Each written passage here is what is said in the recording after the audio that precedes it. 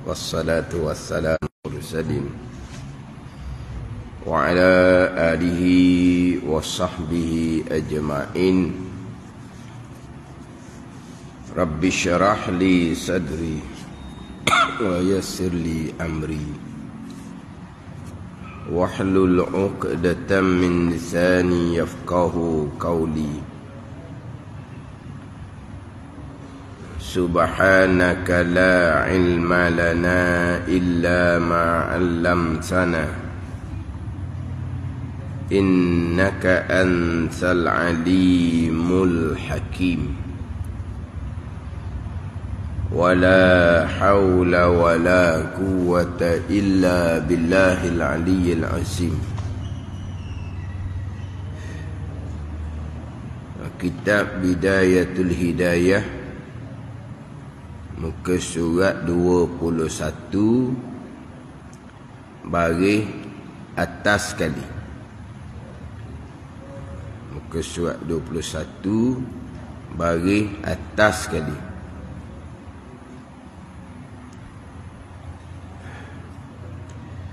Qala al-muallifu rahimahullahu ta'ala wa nafa'ana bi'ulumihi amin. Dan apabila lazimlah lemah keduanya kedua Tuhan, jikalau fardu takdir ada dua Tuhan, maka lemah kedua-dua Tuhan. Dan apabila lazimlah lemah keduanya kedua Tuhan pada satu mungkin, pada satu mungkin itu, nescaya lazim pula lemah keduanya kedua Tuhan pada sekalian mungkin, kerana tiada ada berlainannya berlainan satu mungkin dan sekalian mungkin. Terdahulunya fardu takdir ada dua Tuhan. Kedua-dua Tuhan ada kudrah masing-masing. Kemudian kudrah masing-masing itu menjadikan kudrah Tuhan yang pertama menjadikan kudrah Tuhan yang kedua menjadikan. Kalau fardu takdir seumpama tu, maka tidak akan dapat sesuatu daripada alam, sebab akan jadi dua Tuhan tu lemah. Lemah dengan bahawa kalaulah dua Tuhan tu buat secara berasingan, hak ni buat perbuatan dia, hak ni buat perbuatan dia, jadi kedua-dua jadi lemah, sebab bukan kesemuanya perbuatan satu Tuhan. Yang mana Tuhan yang maha kuasa adalah Tuhan yang esa. Semua yang berlaku adalah perbuatan Tuhan yang satu, Allah Subhanahu wa ta'ala. Ni panjang ni dalil wahdaniyah pada zat, wahdaniyah pada sifat, wahdaniyah pada perbuatan. Yang mana dalil wahdaniyah ni seperti dalil bagi sifat kudrah. Ni baru sifat yang dalil bagi sifat yang keenam baru ni, sifat wahdaniyah. Dia nak sama dengan dalil sifat yang ketujuh, sifat kudrah. Jadi kalaulah Allah tidak bersifat kudrah, berarti Allah lemah, maka tak ada sesuatu daripada alam ni, tak ada makhluk. Itu kita dengar pepahang lalu dah. Tapi wahdaniyah ni dalil yang sama.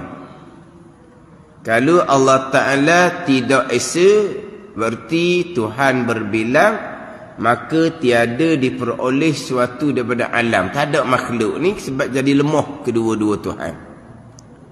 Jadi lemah kedua-duanya. Bukan tak ada sifat kudrah lemah, bahkan tidak esa pun lemah juga. Maka dia pun menghuraikan. Panjang huraian ni. Yang mana dalil yang panjang perinci seumpama ni bukan fardu ain, fardu kifayah. Tapi perincian dalil wahdaniyah ni sudah dibicara dahulu ketika memperincikan pembicaraan sifat kudrah Allah Subhanahu wa taala dahulu. Jadi walaupun perincian dalil wahdanil fardu kifayah, tapi dia sudah dipergi kepada perincian dalil sifat kudrah. Dia pergi pada perincian sifat kudrah. Jadi perincian sifat 20 memang fardu ain. Perincian dalil fardu kifayah. Ini kita sebut dah mengelepah ni. Sifat 20 wajib mengetahui serta berpegang secara perinci, tafsil, secara detail, secara halusi. Dalil bagi sifat 20 adalah dalil ijmal, dalil ringkas. Dalil tafsir, dalil perinci fardu kifayah. Jadi di sini dalil perincian sifat wahdaniyah ni fardu kifayah. Tapi perincian dalil wahdaniyah ni lah terdahulunya perincian ketika membicarakan sifat kudrah. Jadi perincian pada membicarakan sifat kudrah memang fardu ain. Di sini mengulangi balik ya. Perincian dalil kepada perincian sifat yang ketujuh, sifat kudrah. Jadi sebab dalam matan Ummul Barahim itu hak dalil fardu kifayah fardu ainnya. Hak dalam matan Ummul Barahim tu dalil wajib Allah Subhanahu wa taala bersifat dengan sifat wahdaniyah, maka jikalau adalah Allah Subhanahu wa taala tidak esa, berarti berbilang, nescaya tidak akan didapati suatu daripada alam kerana jatuh lemah. Jadi kerana jatuh lemah ni dia perlu perincian. Sebab lemah-lemah ni jikalau tidak bersifat dengan sifat kudrah. Sekarang ni dalil wahdaniyah, bukan dalil kudrah. Tiba-tiba dalil Allah bersifat dengan sifat wahdaniyah, dalil akalnya jikalau Allah tidak esa, nescaya tidak akan didapati sesuatu daripada makhluk ni. Kerana bila Allah tidak esa, maka jadi lemah. Jadi lemah macam mana? Jadi lemah tu kalau tak ada kudrah. Ini dalil wahdaniyah, perincian tu kata fardu kifayah. Tapi perincian tu sudah perinci dahulu pada bicara sifat yang ketujuh, sifat kudrah, muka surat 8, muka surat 9. Untuk perincian sifat kudrah yang fardu ain, bukan setakat fardu ain. Hak tu pergi kepada rukun iman yang keenam, qada dan qadar Allah Subhanahu wa taala. Jadi kalaulah tidak esa, Allah Ta'ala tidak esa, makna ada dua Tuhan.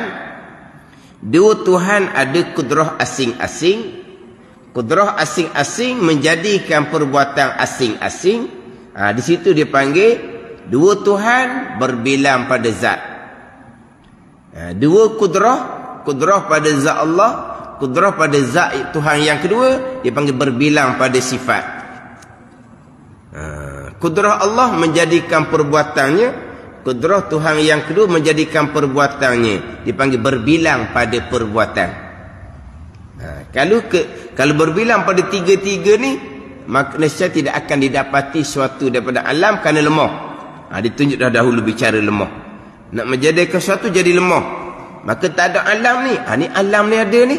Alam ni ada menunjukkan atas kekuasaan Allah Subhanahu wa taala. Kekuasaan Allah menunjukkan atas keesaan Allah Subhanahu wa taala. Ini berkaitnya sifat 20. Yang mana bicara sifat 20, asas kepada pembicaraan sifat 20 adalah wahdaniyah. Sebab pembicaraan sifat 20 ni mari daripada zahirnya sebagai orang Islam, asyhadu an la ilaha illallah. La ilaha illallah dipanggil kalimatut tauhid, iaitu wahdaniyah. Jadi asas punya sifat 20 ni wahdaniyah. Tapi kenapa ulama letak sifat yang keenam wahdaniyah? Direkeh disambung dengan sifat kudrah, iradah, ilmu. 3 ni, wahdaniyah, kudrah, iradah, ilmu. Kalau betul-betul faham 3 sifat ni, kemahlah rukun iman yang ke-6, qada dan qadar Allah Subhanahu wa taala. Ini barakahnya susunan sifat 20. Apa kaitan antara wahdaniyah dengan kudrah? Kaitannya, kalau Allah yang maha kuasa, dalilnya ada makhluk ini menjadi dalil Allah esa. Dalil Allah maha kuasa, ada makhluk ini. Ada makhluk ini menjadi dalil Allah maha kuasa. Allah maha kuasa inilah menjadi dalil Allah Tuhan yang esa. Sebab kalau Allah bukan Tuhan yang esa pada zat, sifat dan perbuatan, berarti Allah tidak maha kuasa, jatuh lemah. Maka tak ada lah alam makhluk ini. Alam makhluk ini ada menjadi atas kekuasaan Allah, yang menjadi atas keesaan Allah Subhanahu wa taala. Terutama sekali kaitan antara wahdaniyah pada perbuatan dengan sifat kudrah. Nak permati wahdaniyah pada perbuatan tu, mengesakan Allah pada perbuatan, sama sekali tidak mensyirikkan Allah pada perbuatan. Hak tu kena halusi molek. Kalau tidak mengesakan Allah pada perbuatan, sebaliknya berpegang ada perbuatan yang berlaku bukan perbuatan Allah, mensyirikkan Allah pada perbuatan. Mensyirikkan Allah pada perbuatan, tak ada bahagian dalam agama. Tak ada. Semayang, puasa, zakat, haji, tak ada bahagian dalam agama kalau mensyirikkan Allah pada perbuatan. Bila mensyirikkan Allah pada perbuatan, bukan hanya mensyirikkan Allah pada perbuatan, berarti berpegang Allah lemah. Kalau ada perbuatan yang berlaku tu perbuatan Allah, Allah hanya mengetahui dan melihat, bukan Allah perbuat, mana kekuasaan Allah. Dan Allah jadikan makhluk, Allah serahlah sikit tugas kepada makhluk. Allah setakat mengetahui, melihat, sudahlah, berilah sikit kerjaan kepada makhluk. Dah Allah buat dah makhluk kan. Allah jadikan makhluk ni, Allah berilah sikit kerjaan untuk makhluk. Kalau Allah jadikan makhluk dengan kekuasaan dan keesaan Allah, Allah jadikan makhluk dengan kehendak Allah. Dan kita dipanggil sengaja sengeleng Allah. Ada sengaja sengeleng. Kehendak tu sengaja sengeleng. Allah Ta'ala dengan kehendak Allah, sengaja sengeleng Allah, Allah menjadikan makhluk. Bukan makhluk minta. Bila Allah sekali-sekala menjadikan makhluk dengan kekuasaan Allah yang Maha Esa, habislah Allah buat belaka. Allah dengan sengaja sekalian buat makhluk. Kemudian kok depan tu, makhluklah buat pula. Allah hanya mengetahui, tengok sudah nah. Allah berilah sikit ke makhluk. Allah dengan sengaja sekalian nak buat makhluk. Lepas buat tak boleh siap kerjaan, serah pada makhluk. Apa maksudnya? Lemah seumpama tu. Lemah seumpama tu. Apa yang berlaku kesemuanya perbuatan Allah Subhanahu wa taala, kullu yaumin huwa fi syan. Sepanjang masa, setiap masa Allah Taala dalam pekerjaan. Mana dalam pekerjaan? Semua yang berlaku tu pekerjaan, perbuatan Allah yang Maha Kuasa, yang Maha Esa pada perbuatan. Sebab dah faham gitu. Dah Allah jadi dah makhluk. Makhluk yang telah jadikan bukan kosong. Bukan kosong. Hak Allah Ta'ala jadikan kosong, kosonglah. Yang telah jadikan tak kosong macam manusia. Ada otak lagi, ada tenaga lagi, ada deria lagi.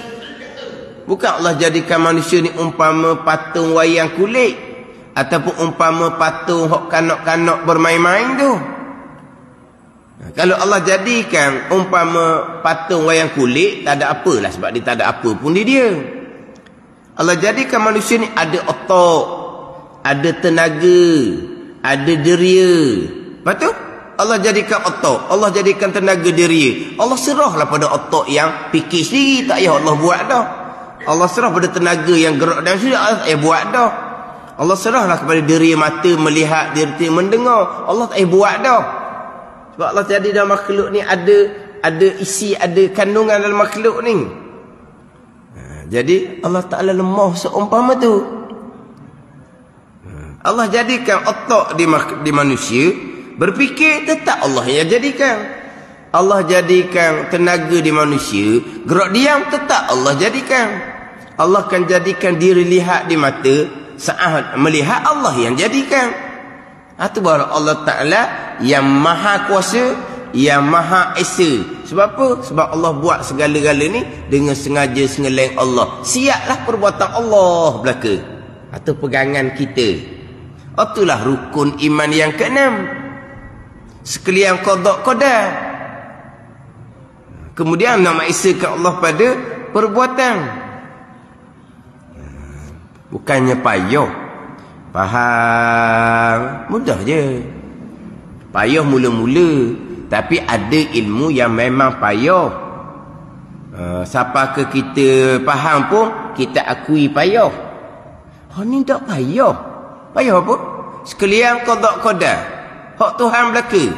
Dah kita wajib berpegang ada pilihan dan perbuatan. Kita wajib berpegang ada pilihan dan perbuatan. Dan pilihan dan perbuatan duduk mana? Qada qadar lah.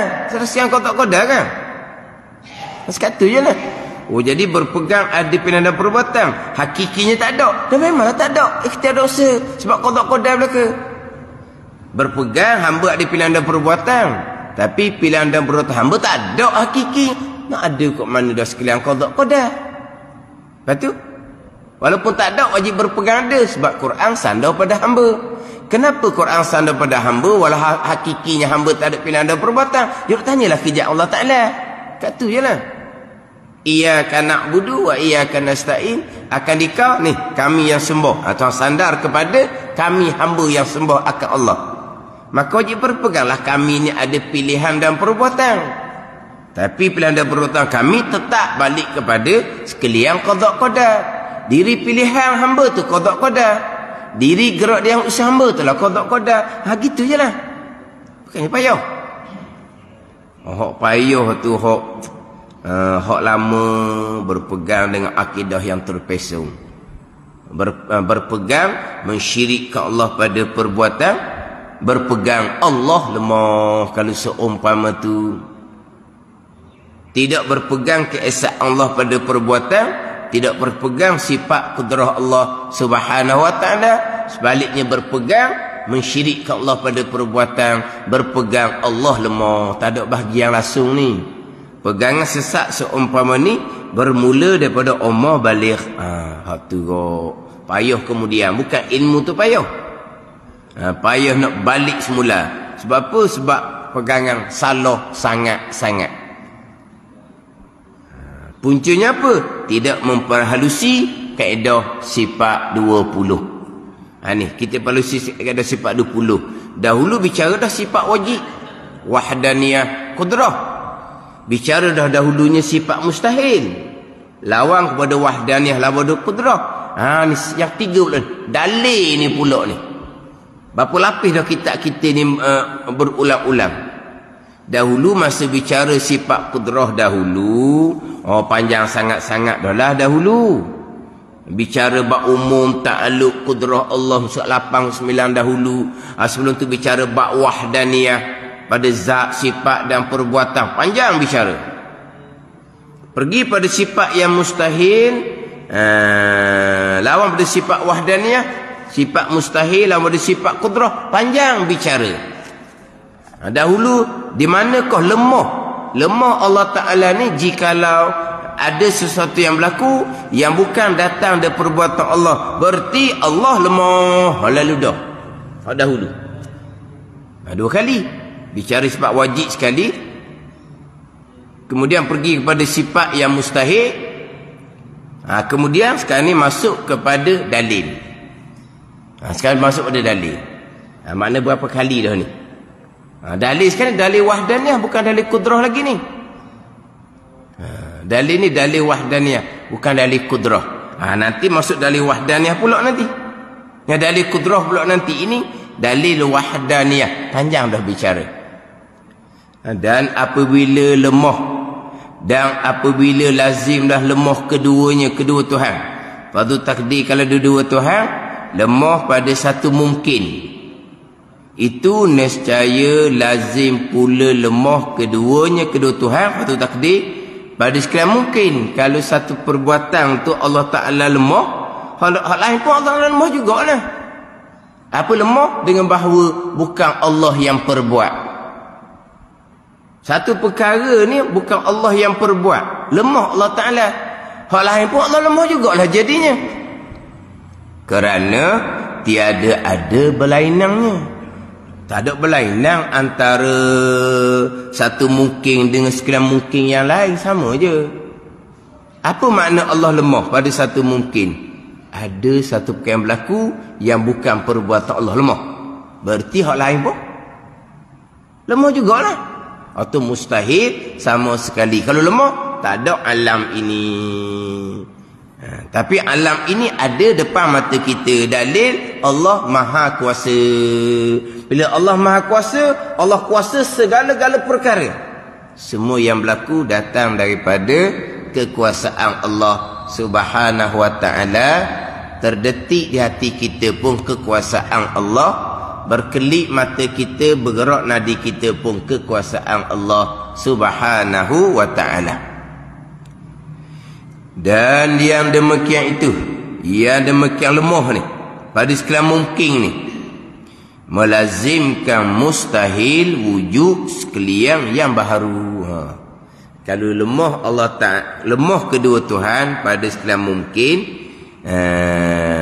melazimkan mustahil wujud sekalian yang baharu. Tak ada makhluk lah. Sekalian yang baharu ni makhluk lah.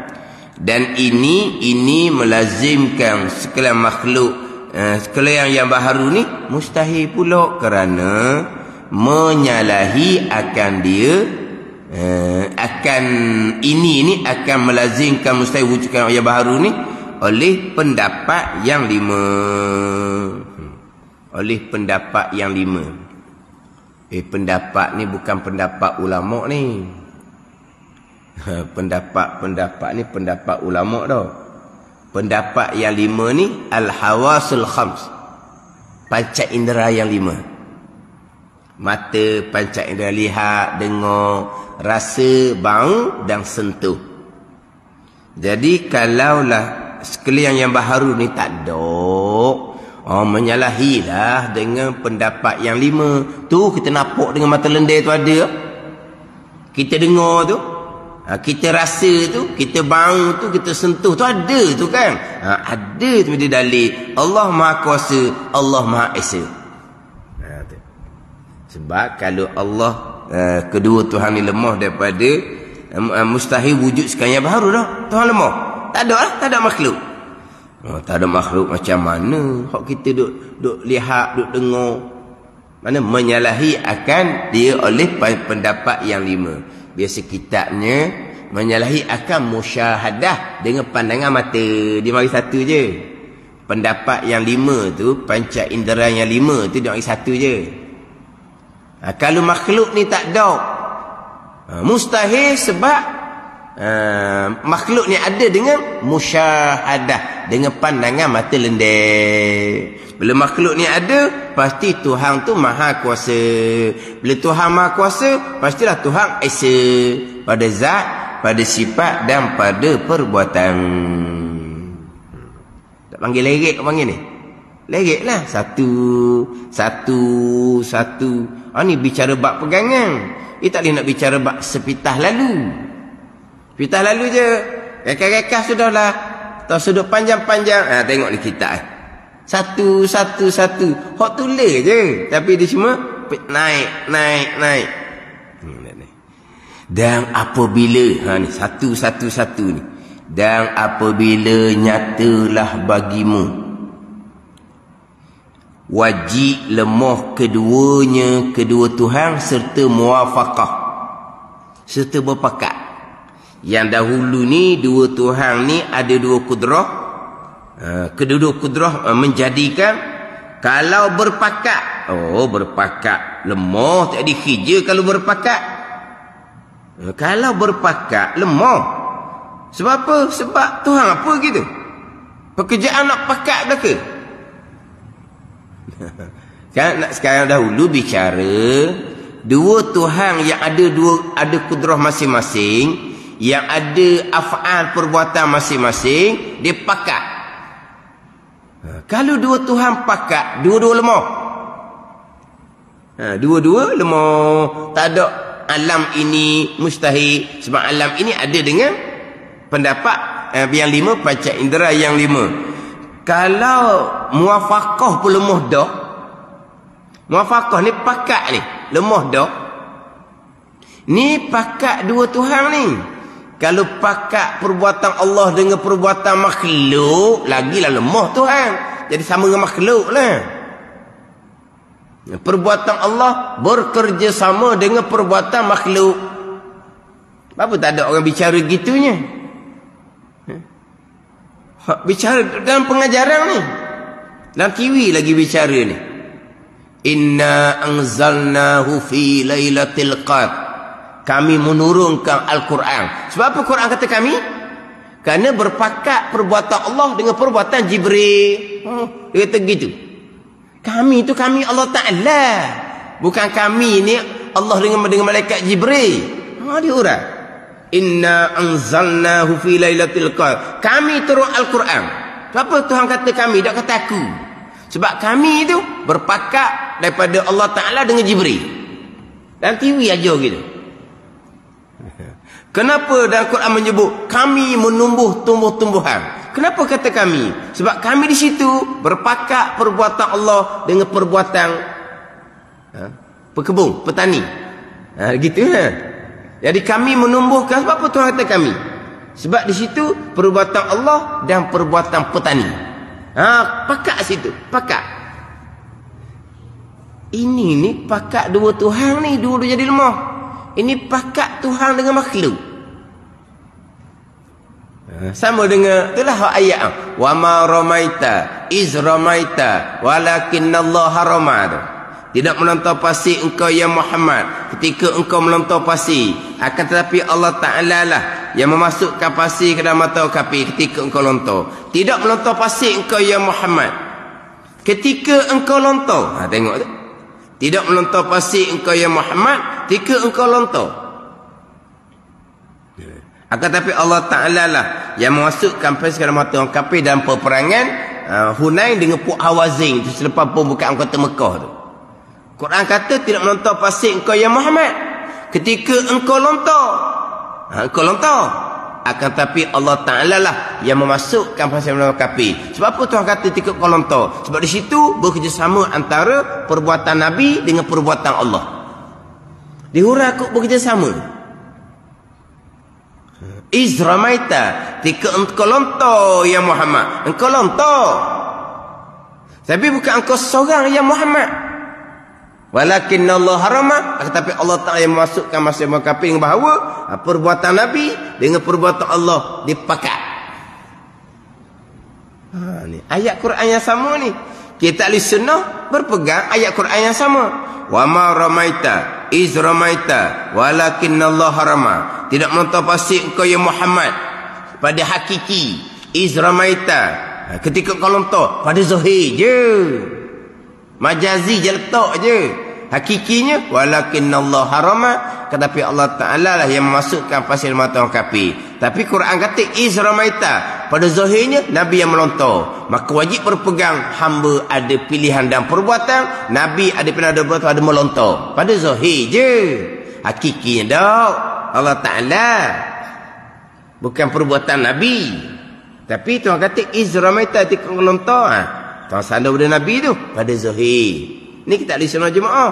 Hak sesak pula dia ambil ayat yang sama, Tuhan pakat. Pakat. Maknanya bukan Allah Ta'ala yang masukkan pasir orang kafir sendiri.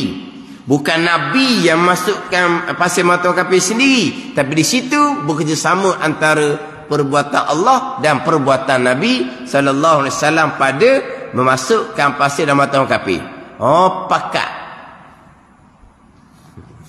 Ni ceramah dah TV ni. Bukan ceramah masjid biasa-biasa. Macam sebut semua-semua lah. Salah pegangan dalam TV, dia habis begitu je. Salah bab pekoh dalam TV, segera diperbetulkan. Itu menjadi kewajipan lah bagi mereka yang tahu. Memperbetulkan kalau ada kesalahan TV dalam bab pekoh. Tapi ada segera ada yang memperbetulkan. Kalau salah bab pegangan, dia habis gitu je. Dia habis gitu je. Pakat tu bukan antara dua Tuhan. Sebab orang Islam ni pasti berpegang hanya Allah Tuhan yang esa. Tapi esa pada zat sahaja. Perbuatan tidak esa. Ni cerita dua Tuhan ni. Dua Tuhan ni. Dua-dua pakat. Dan apabila nyatalah bagimu wajib lemah. Mesti lemah. Kedua-dua Tuhan serta muafakah serta pakat. Pakat pun lemah dah.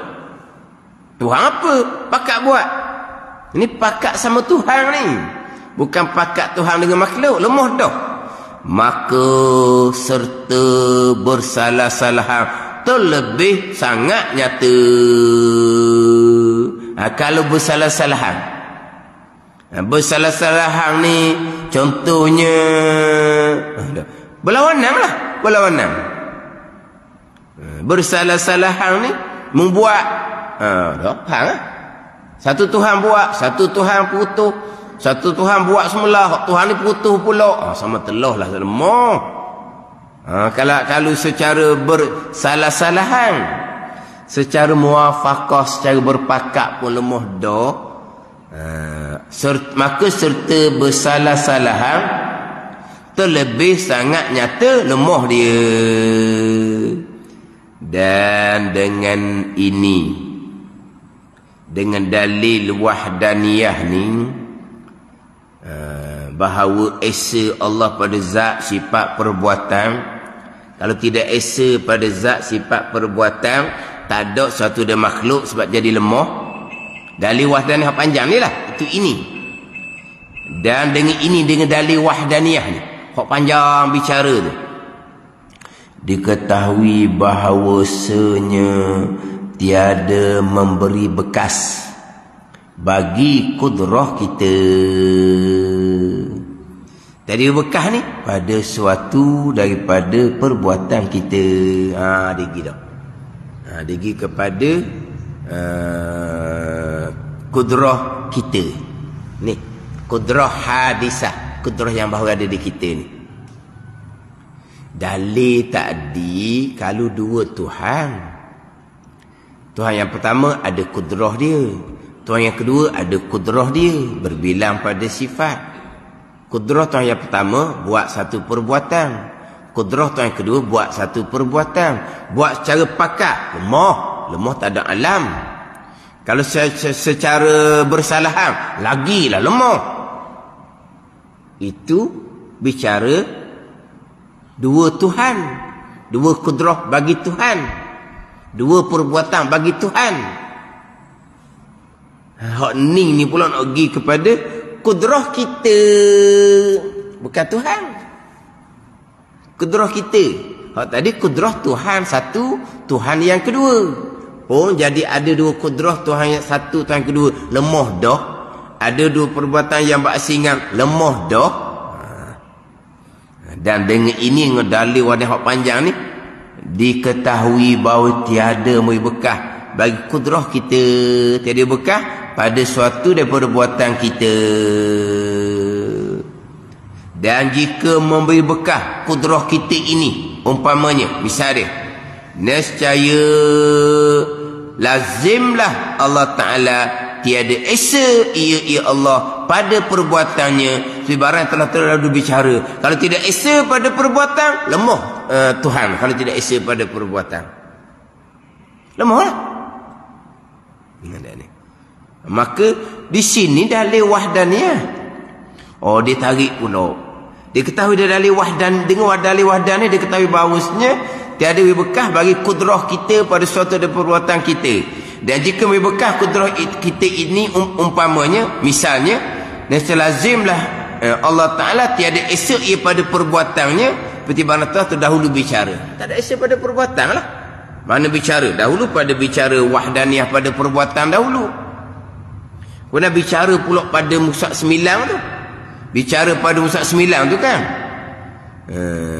Apa yang berlaku? Kesemuanya perbuatan Allah yang bersifat dengan sifat kudrah. Termasuk perbuatan kita yang ikhtiari pun Allah yang perbuat.